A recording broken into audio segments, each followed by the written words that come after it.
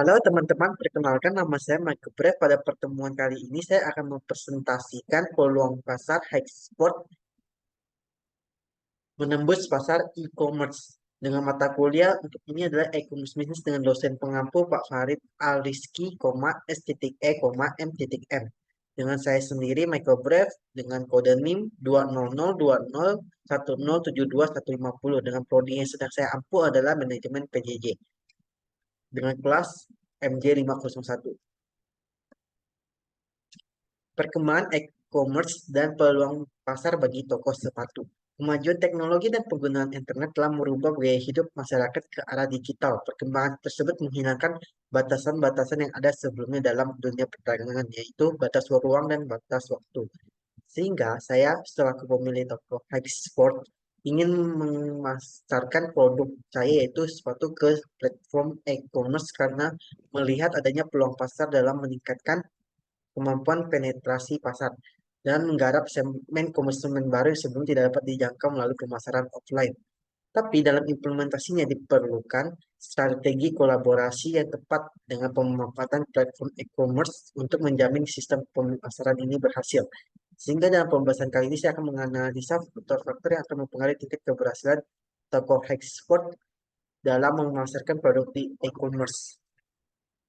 Analisis tren pasar dan perilaku konsumen. Menurut pengertian dari Marwati, pengertian tren adalah suatu gerakan kecenderungan naik atau turun dalam jangka panjang yang diperoleh dari rata-rata perubahan dari waktu ke waktu. Rata-rata perubahan tersebut bisa bertambah maupun bisa berkurang. Jika rata-rata perubahan bertambah tersebut ada tren positif, tren menjadi kecenderungan naik. Sebaliknya jika perubahan berkurang disebut dengan tren negatif atau tren mempunyai kecenderungan menurun. Definisi analisa tren pasar, market trend. Market trend atau tren pasar merupakan kecenderungan yang ada di pasar dianalisis oleh perusahaan untuk menyesuaikan praktik bisnis mereka menjadi lebih baik. Tren pasar adalah segala sesuatu yang mengubah pasar tempat perusahaan Anda beroperasi. Hal ini dapat mencakup sesuatu yang meliputi banyak hal seperti teknologi, artificial intelligence, berubah-ubah seperti preferensi konsumen dan khususnya industri seperti peraturan baru. Menganalisis tren pasar dan perilaku konsumen. Identifikasi tren terkini dalam industri bisnis sepatu. Berdasarkan analisa dari sumber gini, kategori barang yang paling laris dibeli oleh kaum laki-laki ada pulsa dan voucher. Dan di posisi kedua disusul oleh keperluan fashion dan aksesoris seperti sepatu sebanyak 14,9%. Seperti yang ditunjukkan di dalam grafik tersebut. Di Sumari 2000, tahun 2022, di fashion menempati posisi kedua yang meliputi sepatu sebanyak 14,9%, yang menunjukkan tren pasar masih sangat tinggi terhadap sepatu. Berdasarkan data analisa melalui Google Trends, minat masyarakat terhadap sepatu masih tergolong tinggi dan permintaan cenderung stabil. Di 3 tahun terakhir, kata pencarian sepatu merupakan produk yang masih sering dicari. Ini disebabkan sepatu merupakan kebutuhan sehari-hari dalam melakukan aktivitas di luar ruangan untuk menghindari cedera. Umumnya seseorang memiliki sepatu lebih dari satu, biasa karena alasan tujuan pemakaian ataupun koleksi.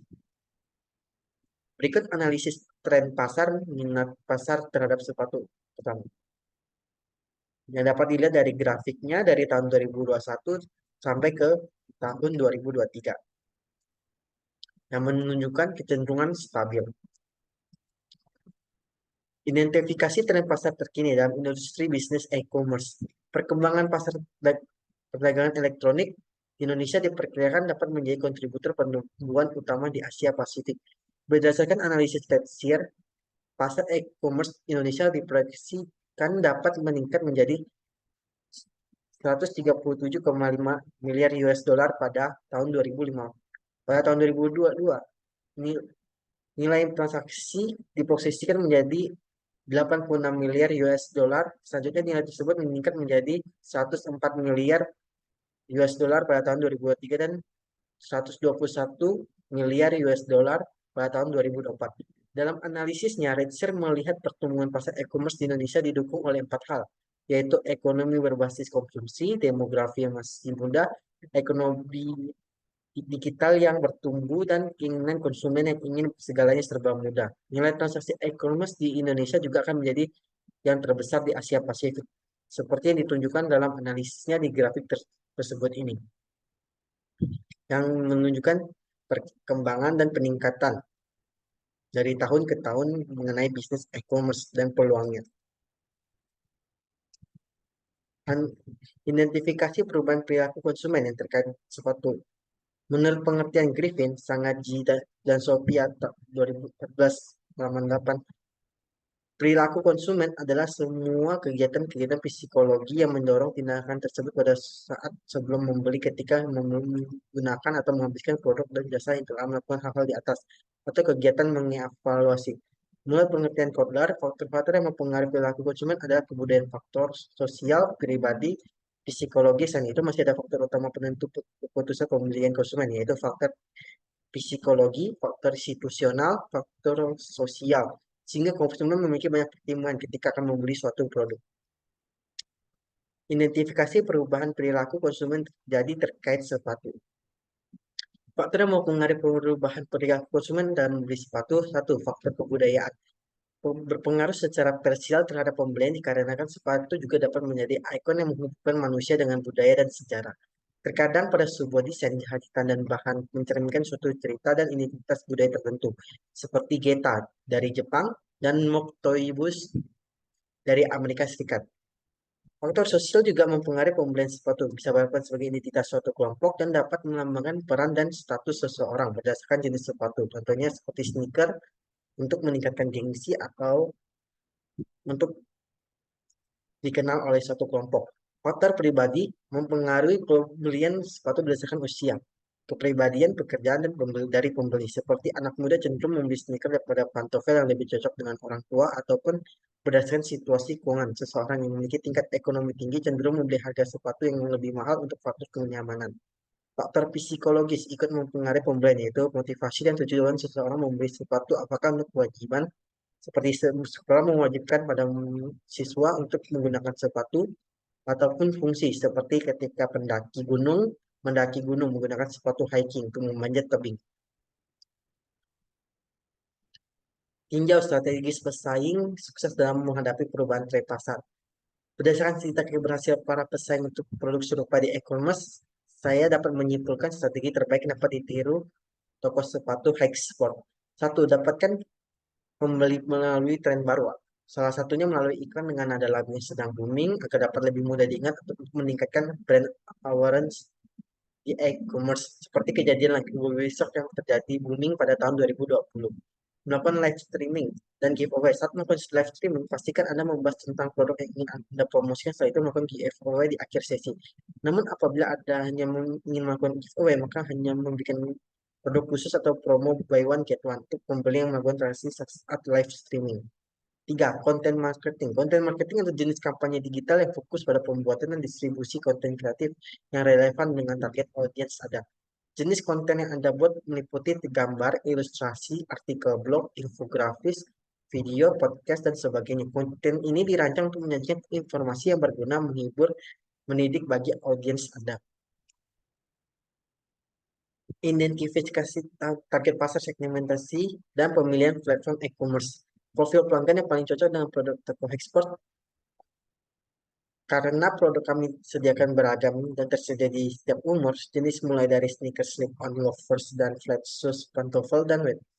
Target profil pelanggan kami ada dicocokkan berdasarkan kepribadian dan faktor keperluan para pembeli untuk gengsi atau kenyamanan pemakaian, di mana anak muda lebih memilih penggunaan sneakers seperti faktor sosial, slip-on, dan loafers, dan boots. Dan pemasaran juga akan dikategorikan berdasarkan gender, di mana laki-laki lebih menyukai sneakers dan slip-on, dan perempuan lebih menyukai loafers dan flat shoes. Yang menjadi target pemasaran adalah lebih ditujukan kepada perempuan dan laki-laki di posisi kedua.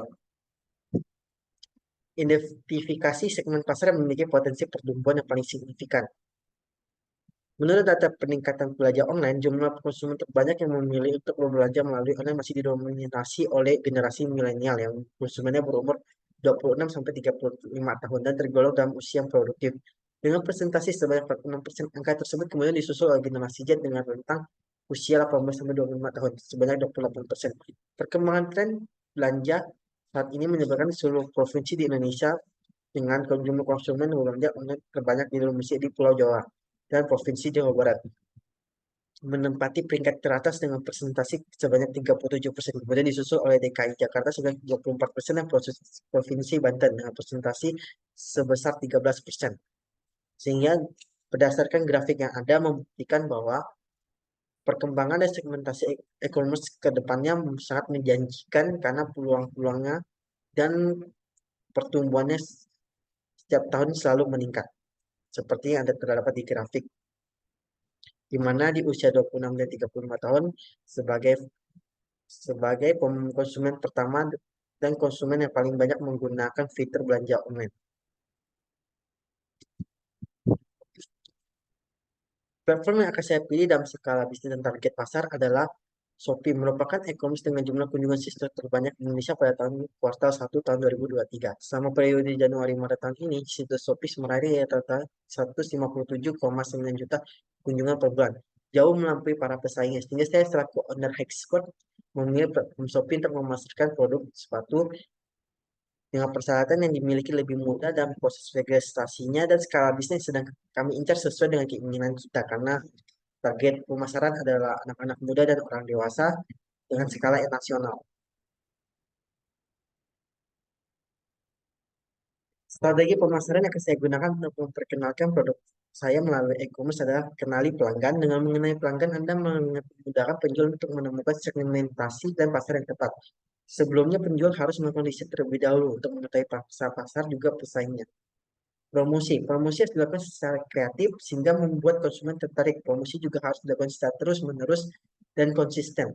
Menerapkan SEO. Menerapkan teknik SEO lokal dapat dianggap dengan cara paling efektif dibandingkan yang lain. Dengan menerapkan SEO lokal dapat membantu mempromosikan produk kepada konsumen di daerah sekitar Anda. Mengutamakan pelanggan.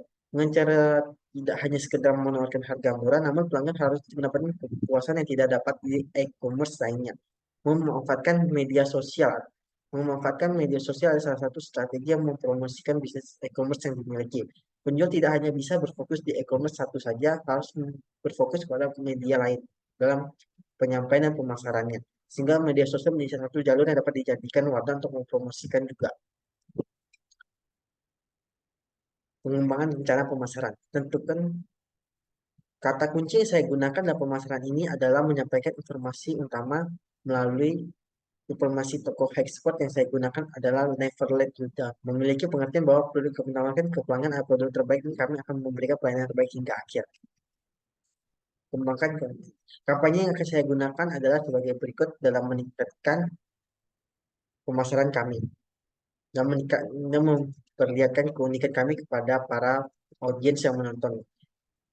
Memberikan diskon dan voucher yang menarik. Cara ini juga dapat meningkatkan jumlah pengikut media sosial. Misalnya, pembeli baru akan menerima kode voucher diskon setelah mengikuti akun media sosial toko Anda. Setelah Anda mengirimkan foto voucher tersebut melalui pesan di media sosial. Kedua, memberikan apresiasi pembeli dengan program loyalty. Buatlah program loyalty unik untuk pembeli agar mereka semakin sering membeli produk yang Anda.